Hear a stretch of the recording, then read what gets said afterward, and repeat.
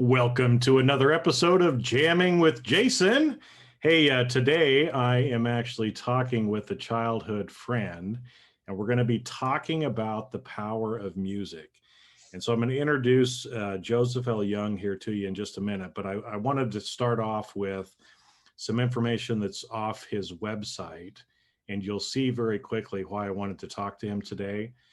He is not only an award-winning musician, but he is fabulous at what he does. But I love what he says about his goals, that he wants to create music without boundaries, which offers a universal sound that everyone can enjoy, and also that he wants to help people work through their emotions, releasing the negative as they grow and change and serve as a catalyst to help people with their transformation.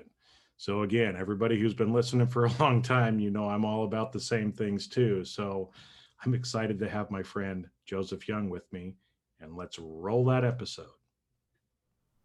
Hi, I'm Jason Mefford, and you're in the right place to start transforming your career and life with this podcast. I've been in the trenches as an executive leader, and now I'm an executive coach and confidential advisor to executives all over the world. I use a multidisciplinary approach to improve learning that drives transformation by getting to the root cause in a practical, no-nonsense way. I love learning and sharing what makes people tick. You get both education and entertainment, since learning shouldn't be boring, right? But that's enough about me. This podcast is a combination of intuitive leadership, neural influence, and mental mastery to take your career and life to levels you've never thought possible. If you're wanting to improve yourself, develop stronger relationships professionally and personally, make quicker, better decisions, and become a more effective leader, then of course, this podcast is for you, because you are going to learn how to manage emotions in yourself and others, avoid burnout, stress, and anxiety, master your mind, get people to listen and take action, and become a lifelong learner. And when you do that, you will have a positive mental attitude, executive leadership presence, and the skills to know exactly what to say and do in any situation. I'm glad you're here. So, let's get started. All right, man. It is good to be back with you. I think we won't embarrass both of ourselves by saying how long ago it's been since we since we first met each other, but a couple of years.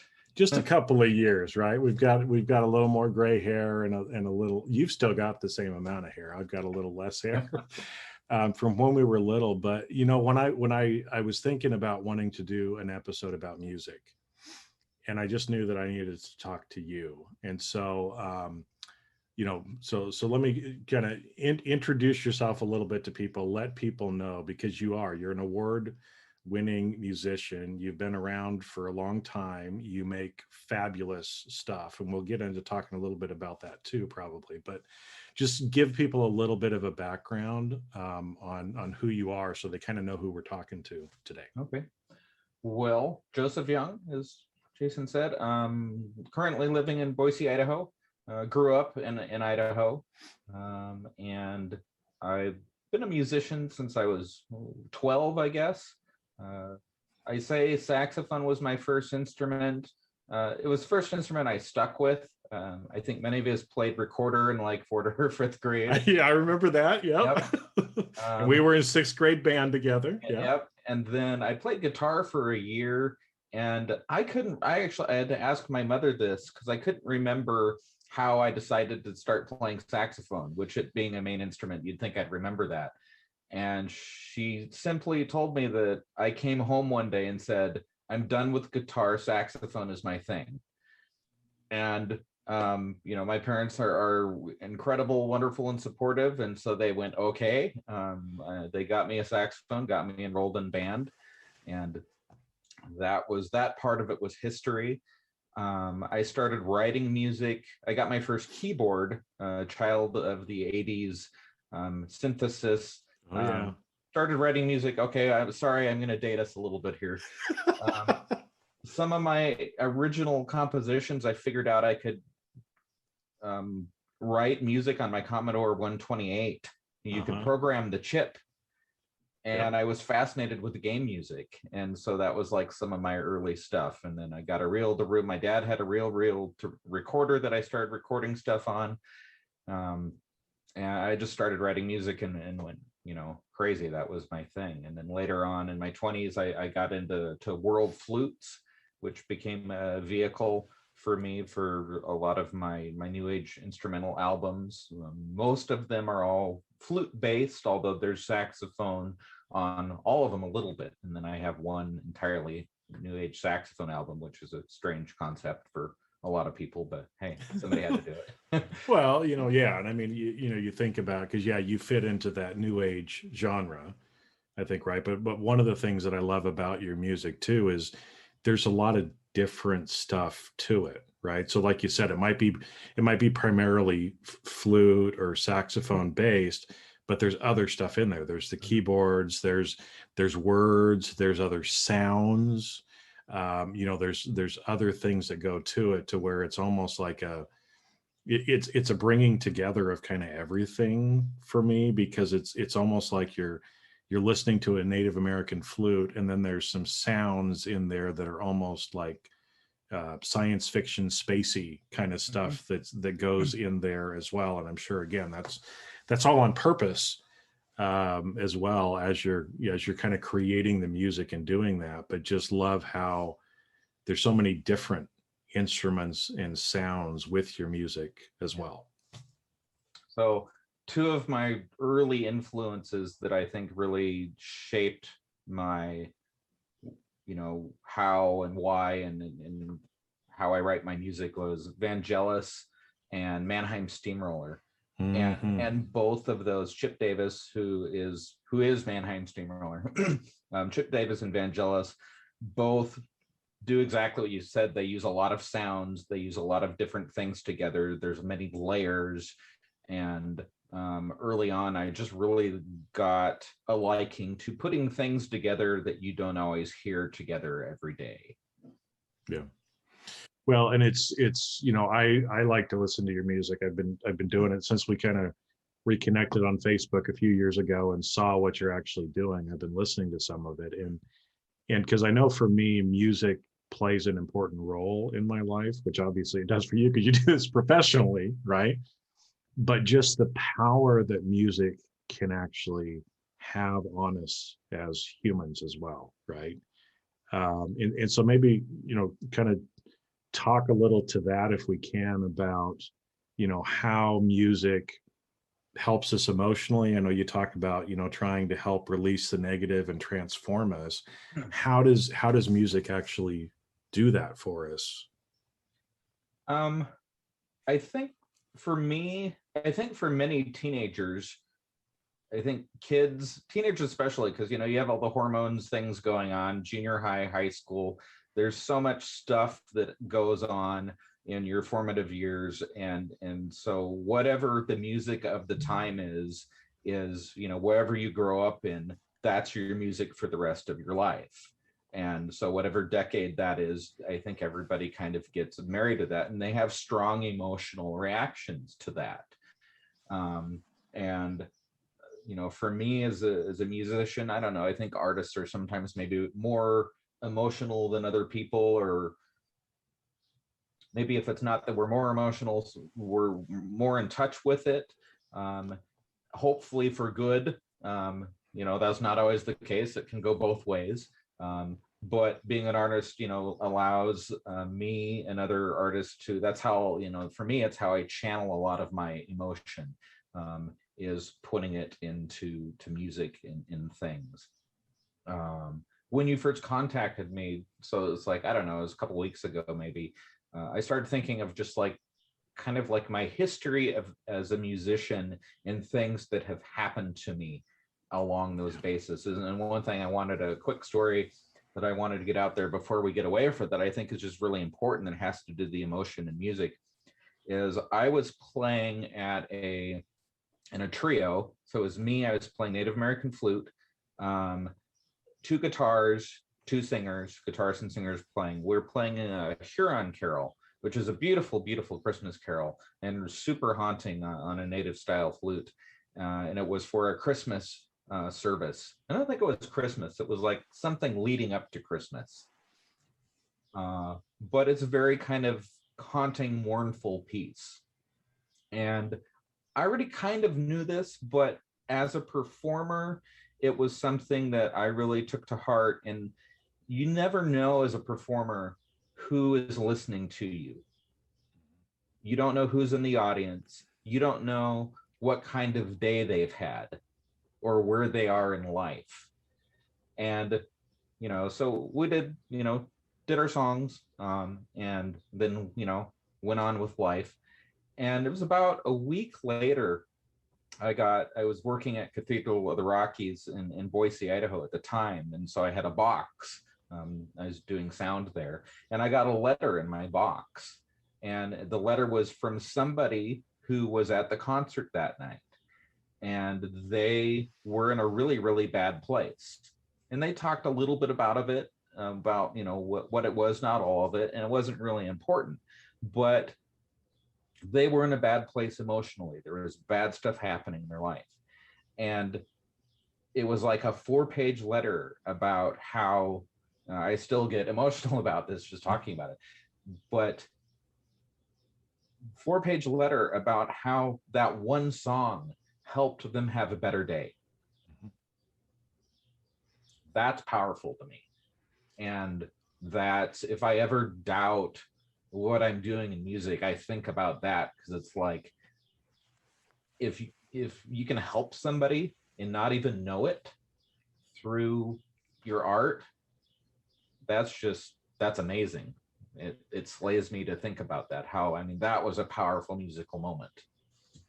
Well, it is, and to be able to be the channel, if you will, to help that person with the healing, and that's why it's really everything. That's one of the reasons why I love music like I do, because it it can help us in so many different ways, right? It speaks to us subconsciously in a way that we don't even realize. It brings back some of those strong emotions that we have felt at different times, right? I mean, Yeah. You talked about people being kind of stuck in, hey, I'm a 70s or I'm an 80s or I'm a 90s person, right? That's why there's those stations on Sirius XM, right? Yep. And so people that are child of the 70s, they listen to the 70s, 7 on 70s, right? Because that has so many emotional ties to them that they just love and connect with that music. But like you said, it's for that person who was having a tough day, there was something about that song that pricked them and helped them work through it, right? Yeah. So music can be for good, it can be for bad too, if you will, right? But one thing about music is we get to choose what we listen to. So I love it as a tool for helping us to be able to drive to the emotional state we want to be in as well, right? Yep. And I don't remember who said it, if it was one of the blues players that said, when you're feeling sad, you play the blues. When you're feeling happy, you play the blues, right? And there's just certain music kind of that it just goes along with and helps you in whatever state you happen to be in at the time. So yeah, it's great, and being able to be a part of that and help people transform, like you said there on your website, is a great gift. And it makes me emotional as well, right? It's like I'm not a guy that cries, but I will tell you, when I pick up my guitar and I start playing some songs, there's certain songs that I have a hard time playing and singing because I get choked up, right? Yep. So being the performer, that you are, it's got to be a little difficult too sometimes when you just kind of feel feel that coming through to kind of keep your shit together, if you will, while you're performing as well, right? It's there's been a couple. I've been, I guess, lucky as a performer. There's been like I can count on, I think, one hand, 5 fingers in my life the amount of times where it was really hard to do that. Um, but I'm kind of an oddball, I think, as many performers, even early on, have stage fright. Oh yeah. And for me, I got over stage fright in junior high. I got over it early, and it was a very odd thing. It was actually almost because I ignored it. I had almost like, I remember soloing in jazz band, and I was nervous, and I stood up and I did my solo, and people afterwards complimented me on a solo, said, you played really great. And I'm like, that's really cool, because I have no memory of it at all. And so my way with dealing with that at the time was almost like an out of body experience, where I stood up and did the solo, and then a part of me was kind of watching myself do that. And whatever that process was, by the time I got in high school, I really just, performance became a thing that I just really loved to do. And I can be feeling really awful, and for me, I have some sort of switch that gets flipped. So not very long into it, usually less than half a song, it's kind of like a different reality for me when I'm on stage. Well, and one of the reasons I wanted to talk to you too is because exactly what you're just sharing, right, is something that can be applied to people even if they aren't musicians, right? But in whatever they're doing, because Mhm. again, when some people, you might have heard about flow state, right? Some people talk about flow state as being kind of that phenomenon that happens where you just get into it and you are just performing, right? And I know people have stage fright. People are afraid of speaking in public. In fact, it's people are more afraid of that than death, which I've never been able to understand. They're not going to kill you on the stage, but Yeah, I've always been okay with playing music, but I've never been comfortable with talking in public. That's always, okay. talking has been, but as long as I have an instrument to hide behind, I'm okay. You're okay. You got this little tiny sax or flute, and you think like you're protected. Yep.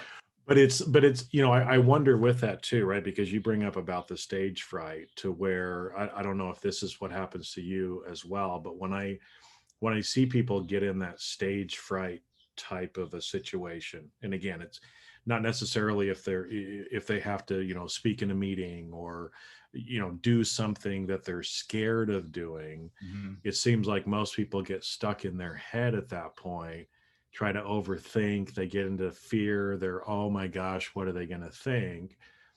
It seems like that's why people have the stage fright, where you're, like you said, you got over it in junior high of, hey, I'm just going to, pick up my instrument and I'm going to play. I'm not going to think about it. Yeah.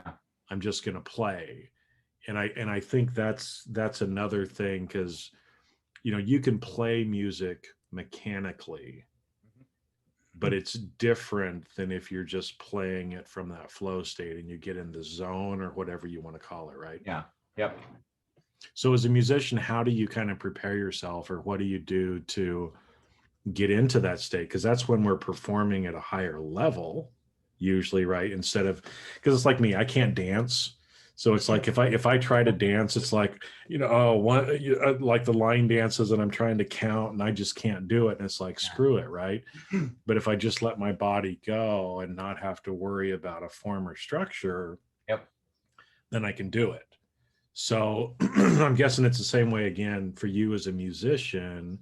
And what things do you do, and maybe what people can learn for how to apply this in other parts of their life when they feel like that clunky person that can't dance, and just let it go and be. Yeah. Um, I think our conscious brain is one of our best slash worst friends. Mhm. Um, and it's our worst friend, because that's usually our that conscious part of us, that the nagging voice so to say, is what gets us and causes us to feel clunky and trip up. And for me, whether it's performing on stage or we talked a little bit about before we started our recording here, kung fu. I some analogies that'll come back to. No matter what you're doing, it's kind of like whatever you do well, that one thing, everybody's good at something. With luck, maybe that's in our career. Maybe it's not in our career. Maybe it's a hobby that we have that we're really good at. But those things that we're really good at, and the reason why we get into flow states, which I hadn't heard before. I like that term. I'm going to steal that. Oh yeah, there's a whole bunch of research actually on what they call flow state and how you actually get into it, because it's supposed to, I'm going to geek out here again, but it's supposedly actually higher brainwave activity than beta. Okay. Yeah. But the problem is you get to those gamma waves by going back to alpha theta, and somehow you jump over beta completely, which I don't totally understand, but that's kind of how it works, right? So settle yourself down, the mindfulness, you get in the zone, but your brainwave activity is going like super light speed on the gamma wavelength. Cool. I'll have to check that out. Yeah, anyway. that's what I do for fun. I like it. But anyway, I think what for me, and I think for many, I was going to use the word professionals, but it's not limited to professionals. It's limited, like I was saying, to whatever anybody is. If you're good at something, it's where you don't have to think about what you're doing. It's like when I'm teaching a flute student, a native style flute student, the first time, and I can get anybody going on a native style flute in 10 minutes. One of the hardest things is, where do you put your fingers? Mm-hmm. And it's a coordination thing, and it has nothing to do with music. It has to do with coordinating your fingers, and it's muscle memory. And so it's just like going to the gym. If you practice anything, and I think there's been studies done on this. I couldn't tell you what they are, but I know there's been studies done that if you do anything, repetitive quality repetitions over a 6-week period, that it's almost a physical impossibility for you not to get better at whatever that thing is. I mean, barring outside, issues, in a normal circumstance, it's almost physically impossible not to get better at whatever that is that you're doing.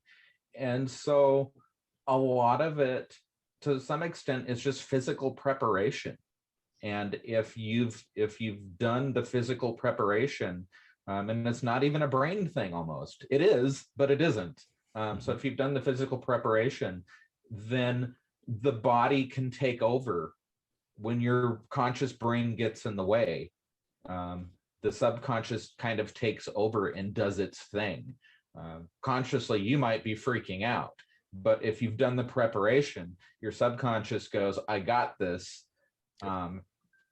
Take a walk while I make this basket, while I give this speech, while I play this piece of music, while I do this gymnastics routine. I'm a firm believer it works on all of that. Well, it does, because there's, like you said, gymnasts or other professional athletes, they use the same kind of techniques, right? Yep. Is to try to get into that state where they don't have to think. They've actually subconsciously reprogrammed their brain at the subconscious level, so they can say, you know what, conscious ego state, I don't need you, right, for the next hour. Come get me when I'm done with my set, or whatever, right? Yeah. And it is, but it comes from, like you said, that repetition. That's why, again, as you're teaching students how to play something like the Native American flute, you're just trying to get them, again, that repetition, that muscle memory of just teaching them. Again, it's. I'm gonna have to get a lesson from you at some point. Actually get one so I can start playing that too, because I've started playing a drum that we were talking about before, and it's the same thing. It's like once you start learning certain patterns, then you just kind of let it go and see where it goes to. Mm-hmm. And I'm guessing, like you said, it's the same thing with the flute, right? It's like you don't have to worry about the notes or reading music. You just go with where you feel like you're going. Yeah. And ultimately that's one of the highest levels of doing anything, is when you can, whatever the task is that you have to do, if you can do that on automatic, and you've done it so many times, you've done your preparation, that it frees your brain to think about improving, and not just improving, but it's like beyond improving, because it frees your brain. For one, you can pay attention. So it's like a good performer, and I will include speakers, if you're speaking to a crowd and they're performers, is if you're stuck in your head and you're thinking about, oh, I hope I don't screw this up, or what do I do next, you'll never get outside of your own little bubble. But if all of that is blown away, you've done your preparation, and you can connect with your audience. If you can look at, get eye contact with the person in the front row and the back row and here and there, that's where you draw people in. That's where you make people feel like they're part of the experience, that you're, just acknowledging that they're there with you.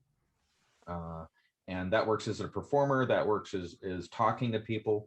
But then also, there's so many different brain pathways that open up when you don't have that. Part of it, as I was thinking, as you're talking before, is fear, because we're afraid to screw up. We're all afraid to screw up. That's the worst thing. So I'm prone to going on tangents. So if you need to get me back on a track, I do the same thing. I'm going to circle back around here in a second. My Kung Fu instructor calls it investing in loss. So one thing I learned about when you're sparring somebody, and, you're sparring somebody in class, it's not if you're going to get hit, it's when you're going to get hit. You will get hit, and you'll get hit often if you spar a lot.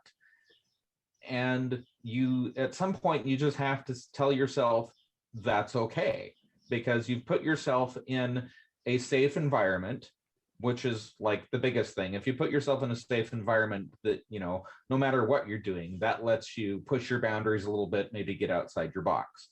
So, that maybe it's a little bit of a competition with this other person, but they're not going to kill you, So the very first time I got the wind knocked out of myself sparring, it was a shock. It was and it was kind of scary. But then the second time it happened, it was oh, it was such a totally different experience the second time it happened, because I'd experienced it once. And so that failure taught me a huge lesson. And I guess the biggest thing is if you can learn from every failure, it's not a failure, it's an opportunity to learn. It's investing in loss, and it's kind of changing the way you look at it in your brain. So if I make a mistake on stage, the performer's first rule is you never acknowledge the fact that you made a mistake, because as soon as you do, as soon as your face or your body tells the audience that you made a mistake, now they know. You've just told them. If you don't tell them, most of them won't ever know. Oh, you were just improvising, right? Yeah, exactly.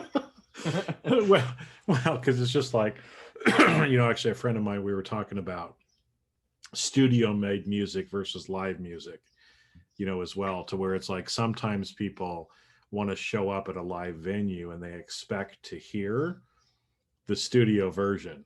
Mm-hmm. You can't recreate the studio version live. It just, you don't have the loop back tracks. You just can't do it. Right. Yeah. And so there's always some improvisation that kind of goes along with it. But I love what you said too, right? It's the first time you got hit and knocked down in Kung Fu, it's oh, okay, well, the second time, not anywhere nearly as bad, because that fear had gone down. You've already experienced it once.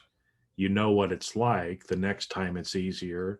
The next time after that it's easier. I think that's the way it is with everything. There's really no failure. There's only feedback. Yeah. One of the things I like to say, right, Yep. is it's investing in loss. I think, right, Yeah. is what your teacher was telling you. Yeah. And it's okay, because at the end of the day, we're not gonna, as long as you're in a safe place, like you said, we're not gonna die. What's the worst that might happen? I don't know. People might laugh a little bit, but then we get over it and we move on. Yeah. And go ahead. I was going to say, because a lot of times what's interesting is some of the mistakes have become some of the biggest inventions or transformations.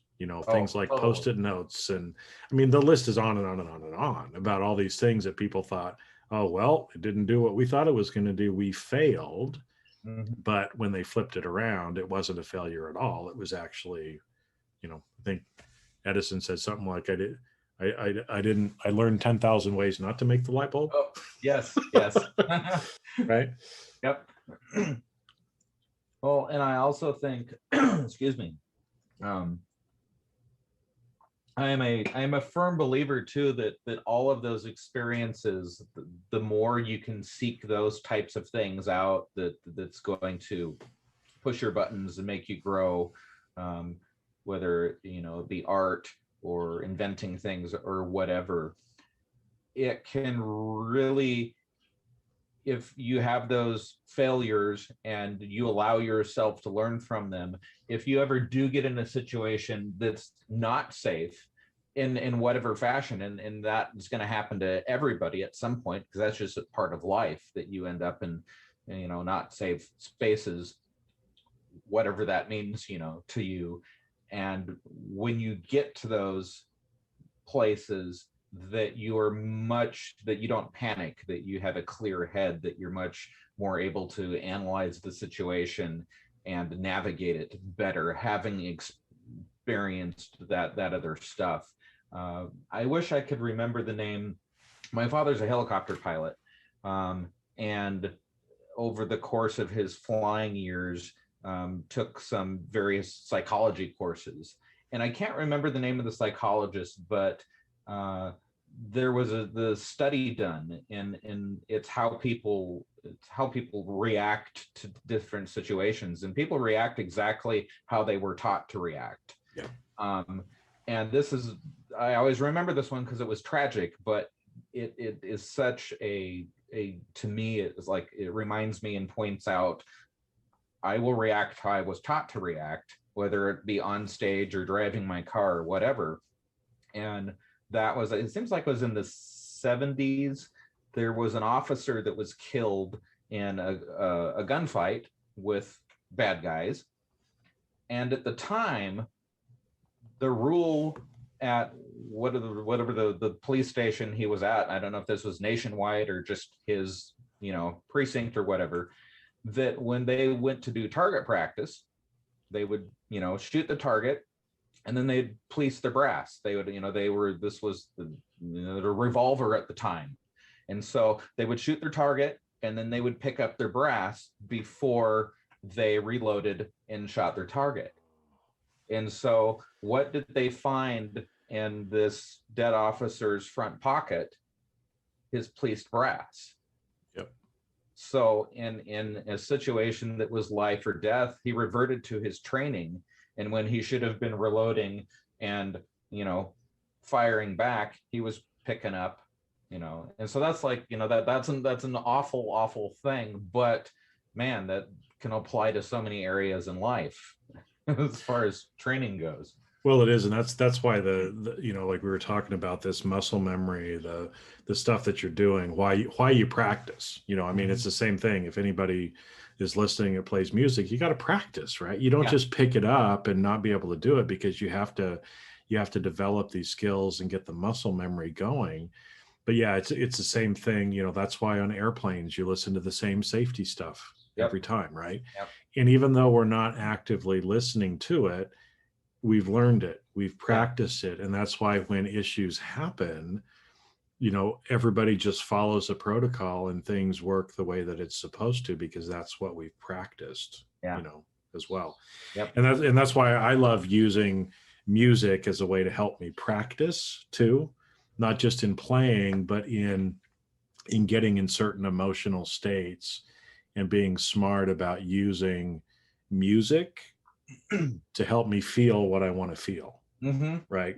Yeah. Because again, I'm guessing if you're like most musicians, you don't just listen to your music and you don't just listen to your genre of music that you play, right? You're Yep. like, you're getting, I mean, it's obvious from your music, you're getting inspiration from lots of different places from and making everywhere. it your own.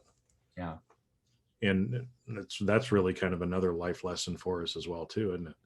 Yeah. Oh yeah. I think that's the early composers that I listened to that really inspired me were composers that had a wide palette of instruments to draw from, and they were composers that would take a Chinese erhu, which is a one-stringed violin. That's kind of like that's what that like is. a gourd, and then Yep. the stick, and then one string that comes down. Would take something as exotic as an erhu and put it with a violin or a saxophone or something. And so that always inspired me, hearing those different things that made me want to do things like write songs with penny whistles and saxophone and Native American flute and saxophone, because you don't hear that. It's not that it's never been done, but it hasn't been done much. Mm-hmm. Well, and that's one of the things that, like I said, I appreciate about your music is, and really it's a lesson for all of us, right? Is we're all creators. So create and do stuff that's different and new, as well, kind of drawing from all of these different places. Because again, like you said, sometimes you wouldn't think of it together, but when you put it together, it's actually very beautiful. Yeah. I had an experience at a concert one time I was giving. I think I was in Seattle, and I have a good friend that is one of everybody I hope has one of those friends that doesn't pull any punches, and whether it's uncomfortable or not, they will tell you the truth, but they do it in a way that it's like there's no meanness behind it. So if it's like something that's hard to hear, there's not like ill intent. And so it was one of those friends that was just always like, whenever I see him, hearing how he analyzes things is always interesting. Anyway, I had a partner that was traveling with me, and we were doing a flute with saxophone and native style flute. And there's a lot, let's see, how do I approach this delicately? There's a lot of people in the world who, if they're into native style flute, that they really, really like it as a solo instrument, and they don't like most of what I do, combining it with all these other instruments. And so seeing a native style flute with a saxophone, we were at this concert, and evidently he was sitting behind this couple. And when we started playing this, he said he saw this person do this, and kind of, like they were setting themselves up not to like it. They're just like, oh, this is gonna, not go well. And so he watched them throughout the rest of the performance, and he said about halfway through the song, they had relaxed their arms and they were kind of bobbing their head a little bit. And it's like, we got them. They liked it, because it is a really beautiful combination, but they kind of had this, I guess they were like, oh no, this is going to suck. So. Well, another good life lesson for us too, right? To give things a chance. Yeah. Because again, it's the, if we're closed off, then we're not open to that expansion. Yeah. Of the other stuff coming in. So, well, it's been great. I know I could sit and talk for like 2 or 3 hours, but I'm not Joe Rogan. I don't make people hold on that long. But no, this has been fabulous. It's been great to reconnect with you and just kind of, talk through some of this stuff, because again, I I wanted to hear it from the musician's perspective as well, and kind of explain some of those things that I see or I've experienced a little bit too, but that has broader applicability to more than just music as well. Because like we said, I mean, a lot of these things we've been talking about, they apply whether you're, given us not even a speech, but you have to talk at the next department meeting or whatever it might be, where you're having to put yourself out there and doing those things to get the muscle memory, realizing, investing in the loss, and realizing that feedback is not scary. There's nothing to fear from it. It's actually how we learn. It's how, we only learn by making mistakes. Yeah. And if you do your preparation so well that you can read the room, and if halfway through whatever it is that you're doing, whether it's talking to the marketing people or a new client or a concert, you can read the room and the temperature is different than you thought it was. Then if you've done the prep, that gives you the ability to not panic and think more clearly and change direction. Play a different note, play a different style, use a different wordage. If I could talk nearly as well as I could play, I could go into oration, I think. Well, because that's where, again, I mean, life is improvisation, right? Life is improvisation. It is. I mean, and that's why it's, we just got to be comfortable and let go and get into that flow and just realize everything has always been okay. Everything is okay now. Everything is going to be okay in the future. Just relax, right? Yep. If you've been prepared, because I know I hear that from a lot of people. It's like, well, don't you need to prepare more? It's like, I've been preparing my whole life for it. Why do I need to keep doing a little bit more? We're just going, right? Yeah. Is kind of the way that life ends up working too for us. So great stuff. I think people sometimes too, they look at somebody who pull off a presentation and it went really easy, and they're like, man, how did that person do that? And they'll ask them, it's like, how long did you prep for that? And maybe the answer is an hour, maybe it's 3 hours, but the real answer is, you already said it, they've been prepping for that their whole life. And it's like, whatever your life experience factors into that prep time. And I think a lot of people don't necessarily consider that. Well, they don't. It was because when you look at, I think it was Itzhak Perlman who gave this, another pretty famous musician, right? And I think it was after a concert that he had done. It must have been a smaller concert or something, because people were talking to him, or a lady came up to him and said something like, oh, Mr. Perlman, I would give my life to be able to play like you. And he said, ma'am, I have given my life to play like this. I mean, that's one of those guys. I think he practices something like 8 or 10 hours every single day. Right. So that's why he has done it, because he's done the work every day. And so it's easy for him. That's why it is why he does what he does. And really the same can be true for any of us, because again, I'm not a great sax player. I can't even make it play. I can do some other things, but what you brought up, which I thought is a great way to probably kind of end for us, is everybody is good at something, right? We all have some gifts. We're all really good at some things.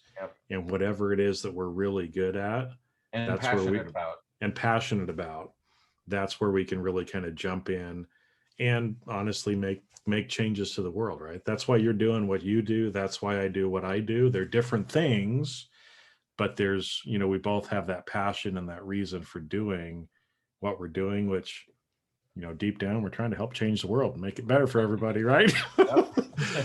So, well, Joe, thank you. And, again, everybody who's listening, go out, listen to his music. You can find it, I think, a lot of places. I know I use Apple, so I get my stuff from there, but also your website's josephlyoung.com.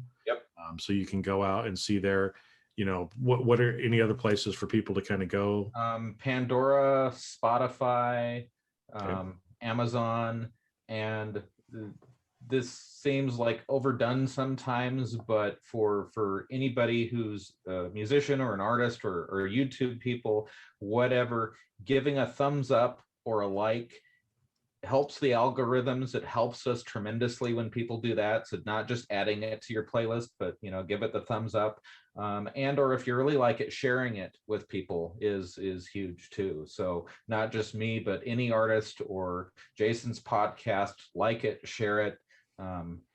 Well, yeah, because that's why we're all creators, Yeah. right? And so again, it's like anything that we're creating or doing, man, it feels nice when people like it and share it, Yeah.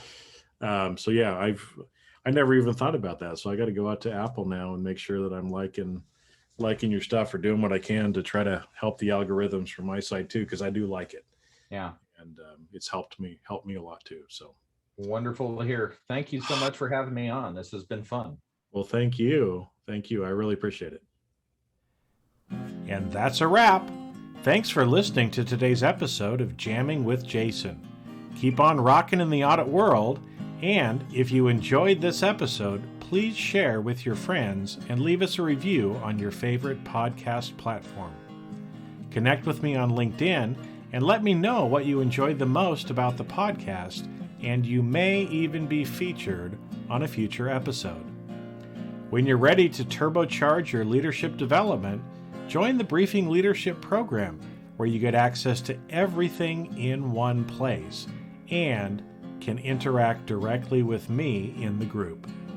If you'd like to earn continuing professional education for listening to today's episode, head on over to C-Risk Academy's video on-demand learning platform at ondemand.criskacademy.com. Not only do you get a CPE certificate, but you will also have access to hundreds of video on-demand learning opportunities. The views and opinions expressed on this podcast are that of the individuals and not of their respective organizations.